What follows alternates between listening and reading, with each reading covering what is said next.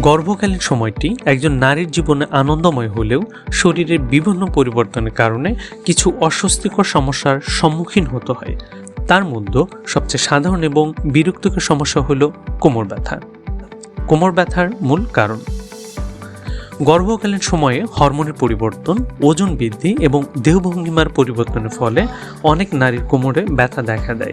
এটি দ্বিতীয় বা তৃতীয় ত্রৈমাসিকে বেশি হয়। ব্যথা হলে করণীয় কিছু সহজ অভ্যাস আপনাকে এই ব্যথা থেকে মুক্তি দিতে পারে।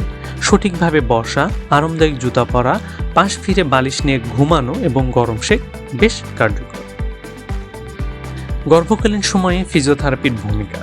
ফিজিওথেরাপি কোমর ব্যথা কমানোর একটি নিরাপদ ও কার্যকর পদ্ধতি। থেরাপিউটিক ব্যায়াম যেমন pelvic tilt, cat cow stretch ও ব্যালেন্স বল এক্সারসাইজ ব্যথা নিয়ন্ত্রণে সাহায্য করে।